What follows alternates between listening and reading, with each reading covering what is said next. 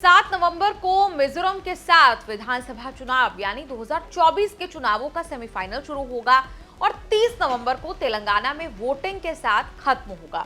MP, Chhattisgarh, Rajasthan और तेलंगाना से कांग्रेस के लिए बढ़िया बढ़िया खबर आ रही है। मिजोरम ने भी राहुल गांधी को खुश किया हुआ है। मुझे लगता है हम इन चुनाव में बहुत अच्छा करेंगे।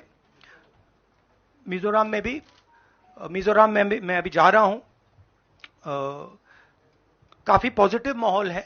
मिजोरम उत्तर पूर्व का एक ऐसा राज्य है जो 10 साल पहले तक कांग्रेस का गढ़ हुआ करता था, लेकिन वहां की राजनीति ऐसी पलटी कि कांग्रेस बैक बेंच पर चली गई। मेन ऑपोजिशन की जगह जोराम पीपल्स पार्टी ने ले ली। बहुत जोर लगाकर भी भाजपा कुछ नहीं कर पाई। कांग्रेस पार्टी थर्ड पोजीशन से फर्स्ट पर आने की कोशिश में है। सी वोटर सर्वे का अनुमान है कि ऐसा हो सकता है कि किसी को बहुमत ना मिले। अगर ऐसा होता है तो हंग असेंबली बनना भी कांग्रेस के लिए जीत होगी, क्योंकि मिजो नेशनल फ्रंट की हार से कांग्रेस की सीटें दोगुनी होती दिख रही हैं। सी वोटर का अनुमान है कि मिजोरम में एमएनएफ को 13 से 17, कांग्रेस को 10 से 14, जोराम पीपल्स मूवमेंट को 9 से 13 सीटें मिल सकती हैं। 2018 के चुनाव में मिजो नेशनल फ्रंट ने 26 सीटें, जोराम पीपल्स मूवमेंट ने 8 और कांग्रेस ने 5 सीटें हासिल की थी। हालांकि आपको बता दें, ये जो अनुमान है चुनाव से 1 महीने पहले के हैं। अभी राहुल गांधी या उनके किसी कांग्रेस नेता की रैली, चुनाव प्रचार जो है वो नहीं शुरू हुआ है। 15 से 20 अक्टूबर के बीच राहुल गांधी का मिजोरम में चुनाव प्रचार शुरू हो सकता है। जुलाई में दिल्ली में राहुल खड़गे ने कांग्रेस ऑफिस में स्टेट वाइज चुनाव की तैयारियों की रिव्यू मीटिंग्स ली थी। मिजोरम के कांग्रेस नेता भी दिल्ली आए थे और पूरी बातचीत करके लौटे। Discussed in length about the election preparations, and they are very much confident that Congress is going to win Mizoram this time.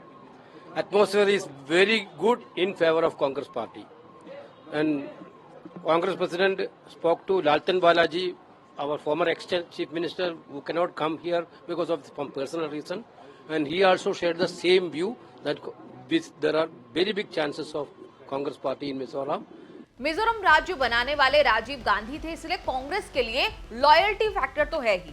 इससे उनका वोट बैंक भी बना हुआ है। 2018 में मिजो नेशनल ने 26 सीटें 37% वोट से जीत ली।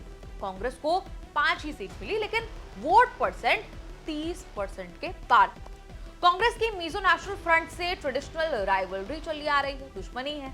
हर 2 चुनावों के बाद कांग्रेस या एमएनएफ की सरकारें यही पास रहा है। 8 में से 3 चुनावों में मिजो नेशनल फ्रंट की और 4 चुनावों से कांग्रेस की सरकार बनी। 2013 के चुनाव में भी कांग्रेस की सरकार थी, लेकिन 2018 में मिजो नेशनल फ्रंट ने सरकार पलट दी। मिजोरम की सत्ता पर 10 साल से मिजो नेशनल फ्रंट सत्ता पर डटी है। सीएम जोरामथंगा ने ऐसी राजनीतिक खेल उन्होंने खेला कि ना बीजेपी को जमने दिया, ना कांग्रेस को वापस का चांस दिया। 1998, 2003 में चुनाव जीते, 2018 में भी सरकार बना ली। अब हो सकता है कि जोरामथंगा की कहानी खत्म हो जाए, क्योंकि ट्रेंड्स ऐसे आ रहे हैं। मिजोरम सबसे छोटी विधानसभा वाली स्टेट है, जहां सिर्फ 40 विधायकों की विधानसभा है।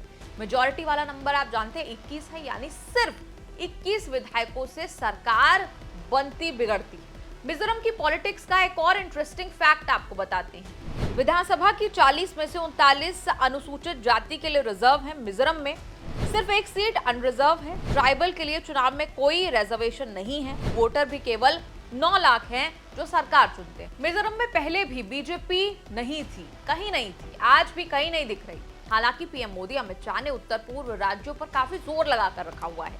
असम, त्रिपुरा में तो बीजेपी का सिक्का चला, लेकिन मिजोरम में ना पहले थी, ना इस बार कुछ होने की उम्मीद।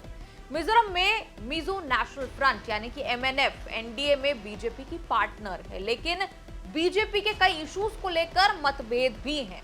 यूसीसी पर भी जोरामथंगा ने बीजेपी के खिलाफ लाइन ली हुई है। कुछ पक्का नहीं है कि चुनाव तक दोनों का अलायंस चलेगा या नहीं। हम जानना चाहते हैं इस रिपोर्ट पर आपका क्या कहना है। कमेंट्स में लिखकर अपनी राय जरूर बताएं और देखते रहिए न्यूज़ तक।